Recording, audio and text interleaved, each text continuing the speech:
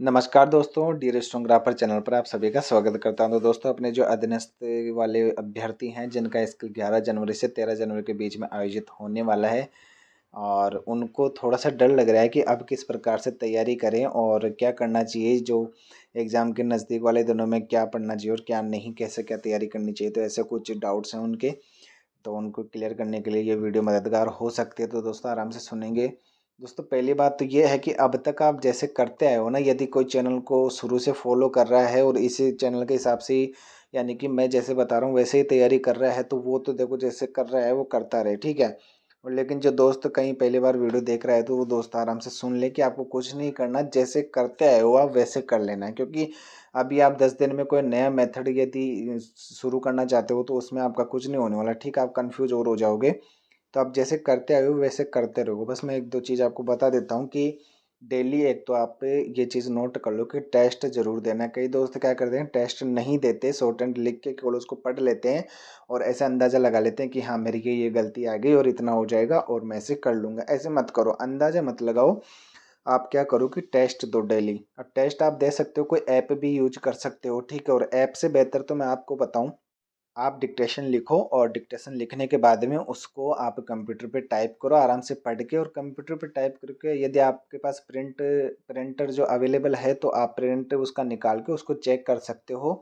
और बाकी आप कंप्यूटर में भी डायरेक्ट वैसे स्क्रीन पे भी चेक कर सकते हो। ऐसे खुद से चेक करो कि मेरे क्या गलती आई, क्या नहीं आई, क्या गलतियाँ आ रही है और इनको मैं कम कैसे कर सकता हूँ, ठीक है। और जो गलतियाँ आ रही है वो किस प्रकार की गलतियाँ आ रही है, क्या शब्द छूट रहे हैं या फिर मैटर बहुत ज़्यादा छूट रहा है, लाइन मिस हो रही है, या फिर जो शब्द मुझे याद है, मतलब जिस शब्द की आउटलाइन मुझे याद है वो आउटलाइन मैं जल्दी से बना नहीं पा रहा हूँ, ठीक है। कि इस आउटलाइन की मैं, जो नए वर्ड आते हैं उनकी तो बात ही अलग होगी कि वो तो ज़ाहिर सी बात है बन भी जाते हैं, कई बार तो छूट भी जाते हैं, ठीक है। लेकिन जो मुझे शब्द की मैं प्रैक्टिस कर चुका हूँ, वो भी कर चुका हूँ या कर चुकी हूँ, वो भी डिक्टेशन लिखते टाइम छूट रहे हैं, तो सीधी सी बात है कि आप उनकी प्रैक्टिस अच्छे से नहीं तो उनकी प्रैक्टिस करो। मतलब आप एनालाइज करो ना, जब उसको पैराग्राफ को टाइप करने के बाद में एनालाइज करो, तो एनालाइज करने में ये चीज़ें ध्यान रखो कि क्या गलती आई, इसको कैसे सही कर सकता हूँ और किस प्रकार की गलती आ रही है और ये कैसे सही हो सकती है। बस ये 2-3 सवाल है, तो खुद से पूछा करो और खुद चेक करो। और हिंदी को कवर करो ज़्यादा से ज़्यादा। दोस्त क्या करते हैं, शॉर्ट हैंड तो लिख लेते हैं और उसको टाइप भी कर लेते हैं, लेकिन दिक्कत कहाँ आती है, जिसकी ये दोनों चीज़ ठीक है कि शॉर्ट हैंड भी ठीक है और टाइप भी अच्छे से कर लेता है, टाइपिंग भी अच्छी है।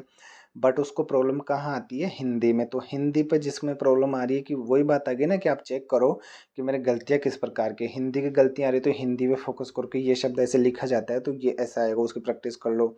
हिंदी में 2-3 बार लिख के, 10-5 बार लिख के प्रैक्टिस कर लो, तो वैसे प्रैक्टिस हो जाएगी। तो इस प्रकार से आप खुद चेक करो और खुद से करते रहो। बात हो गई अपनी पहले की टेस्ट ज़्यादा से ज़्यादा दो, ठीक है। अब टेस्ट दोगे तो उसमें कोई आउटलाइन आएगी, ठीक है, तो आउटलाइंस की प्रैक्टिस कर लो। अलग से आउटलाइन की प्रैक्टिस कर सकते हो। डिक्टेशंस लिखो, डिक्टेशंस को पढ़ो, ठीक है, उनमें से हिंदी के शब्द देखो, हिंदी चेक करो। बस यही चीज़ें हैं, घबराना बिल्कुल भी नहीं है। ये चीज़ें आप करते रहो रेगुलर, जैसे करते आए हो वैसे करते रहो। बस टेस्ट दो, आउटलाइंस करो, डिक्टेशंस करो, उनको पढ़ो और पैराग्राफ भी आप जो है राइट करो ज़्यादा से ज़्यादा, ठीक है।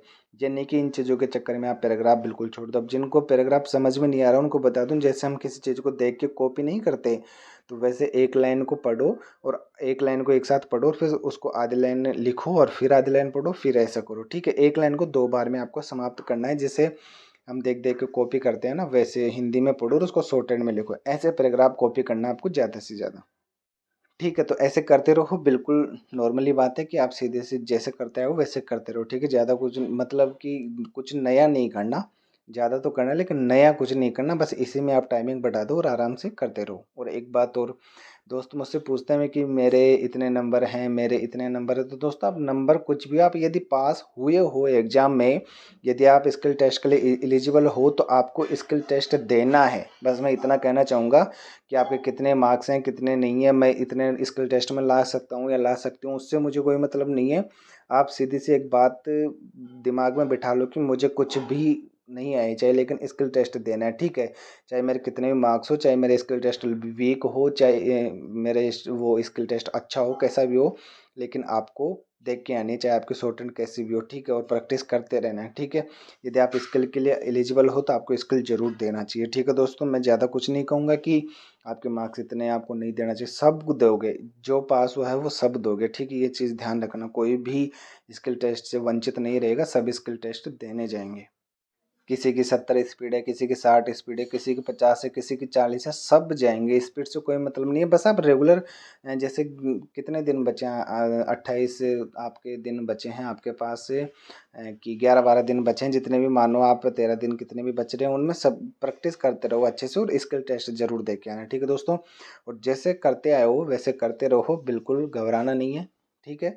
आराम से करके आना है। और स्किल टेस्ट के 1-2 दिन पहले भी आपके लिए मोटिवेशन वीडियो बना दी जाएगी, तब तक आप प्रैक्टिस करते रहो, जैसे प्रैक्टिस करते आए हो वैसे रेगुलर करते रहना है, ठीक है। मैंने चीज़ बताई, टेस्ट देना है, outlines practice, dictations, paragraph writing, ये चीज़ें आपको करते रहना और खुद को एनालाइज करना है, किसी दूसरे से नहीं। खुद एनालाइज करो कि क्या कमी आ रही है, डिक्टेशन लेके उसको चेक करो कि हाँ मेरी ये कमी आ रही है तो कैसे पूरी कर सकता हूँ, क्यों आ रही है कमी, क्या प्रैक्टिस अच्छे से नहीं है, शब्द प्रैक्टिस हो रही है कि फिर भी छूट रहे हैं तो उसकी दोबारा प्रैक्टिस करो। तो ये चीज़ें बात घूम फिर के प्रैक्टिस पे आती है, ठीक है दोस्तों। तो आराम से करते रहिए, सबको बेस्ट ऑफ लक। तो मिलते हैं नई वीडियो में, तब तक के लिए थैंक्स।